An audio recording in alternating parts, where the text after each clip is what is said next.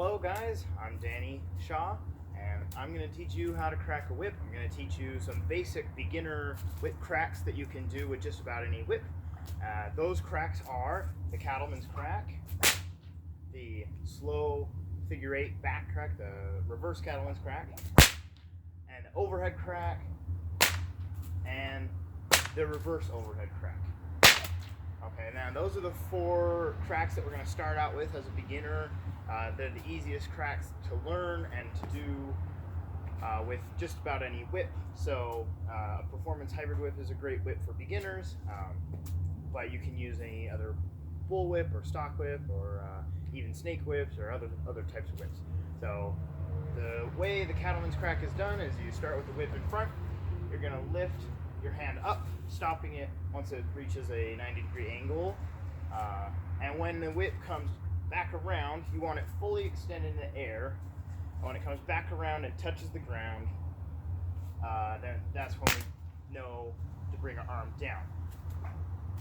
So again, we lift up strong, get the whip fully extended in the air. As soon as it touches the ground behind us, that's when we know to bring our arm down. Some common problems people have with the Cattleman's crack is that they either they lift up too slowly and the whip doesn't fully extend, or they bring the whip down too quickly and end up hitting themselves in the back rather than the head. So what you want is to lift up and down at the same speed both ways. So it's the same energy to bring the whip up is what we use to bring it down. We don't go slow and then fast, and we don't go fast and then slow. We want it to be 50-50. And then the same principles apply when we do the reverse Cattleman's crack. The only difference is obviously it's pointing the other direction. So when we do it this way, we start with the whip in front. We also are going to start with whip in front for this crack. And we're going to lift the whip up this way, stopping once we reach 90 degrees. And we want the whip fully extended in the air once again. And when the whip comes around and touches the ground, that is the proper timing to bring your arm down. So again, don't bring your arm down too quickly. You want the whip to come all the way around and then bring it down. And once you can get both of those in succession, it's very easy to do the next set of cracks, which is the overhead cracks. And the way you do those, it's the exact same, except for that it's in the overhead plane, so it can help to just swing the whip a little bit. You don't want to feel like you're struggling to keep the whip off the ground, but you also don't want to be tiring your arm. So just a comfortable swinging motion. And then the timing of it is when you're swinging the overhead crack, you can kind of think of it, I always think of it like a salute motion. So your arm's out here and you bring it here, and then once the whip comes back around, you're going to bring your arm exactly to the side, not down. So what that looks like is that. So you notice I keep the whip up off the ground the entire time. I'm not like trying to throw it down onto the ground. I'm bringing my arm exactly back the way it came. So that's the overhead crack, and then the reverse overhead crack is the same, except for that it's going to happen behind your head, whereas this crack happens in front of you. So the reverse overhead crack, you're going to start with the whip in front, and you're going to swing it, let's see, I'm left-handed, so it's, for me, for a right-handed person, you'd be spinning the whip clockwise, I think. Let's see, it's I don't know, I think of it more like you're either a salute motion or the other way. So we're going to be swinging it from this side of our hips out that way. And then once the whip again gets to here, that's when we're going to reverse the direction and bring it like that.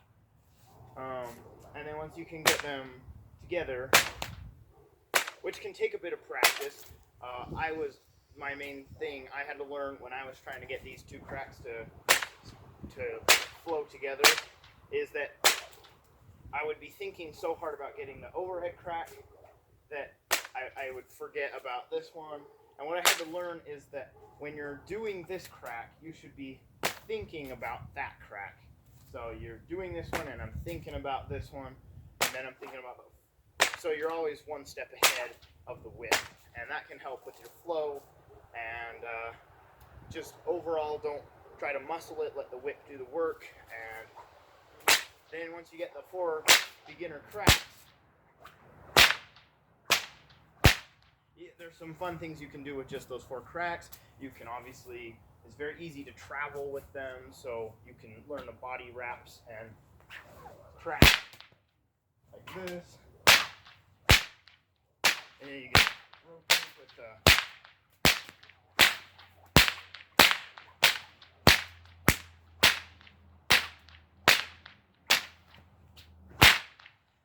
and there's a lot of fun things you can do with just those 4 cracks as far as body movement and motion. And you can also learn targeting with the Cattleman's crack. You can see here, I have some pasta. And the easiest thing to do is to cut it out of your own hand, just to place it on your elbow like this, and then just do the Cattleman's crack. And it sends them all flying. That's a very easy trick to do once you're confident with the Cattleman's crack, as long as you know one quick secret, and that is that it's the part of the whip that's breaking the pasta is going to be about here. It's not actually the cracker that breaks it in this situation. So it looks like you're cutting it right out of your hand, but if you're doing it the way most people do it, it's just going to be about this part of the whip. But it still is a good trick. And then you can actually practice targeting with a stand. So you can build a stand like this. It doesn't have to be this fancy, but I don't know. I just slap together some wood and I use a rubber band on a dowel to hold the pasta, and then you can practice targeting and cutting.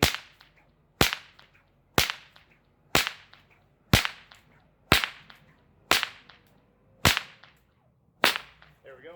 So you can practice targeting. You can practice cutting as many pieces as you can off of one length of pasta. You can practice wrapping this way and this way.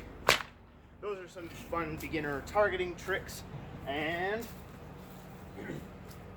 one thing I hear a lot of people say as beginners, they say stuff like, well, you can't do that crack with that whip. I need a bull whip to do that crack. Well, I would argue that just about any crack can be done with just about any whip, but there are whips that are designed to do certain tricks easier. So I'll just do all the cracks with a bull whip real quick.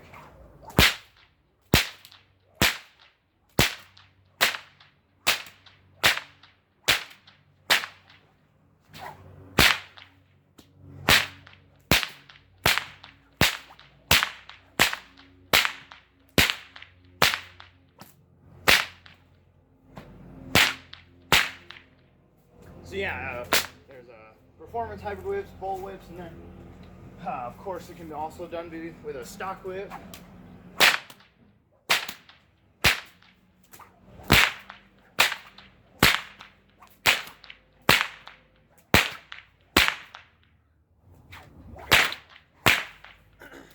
So there's some beginner stuff that you can work on with any type of whip you have, some targeting, and just a good way to get started with your whip cracking. My name is Danny Shaw.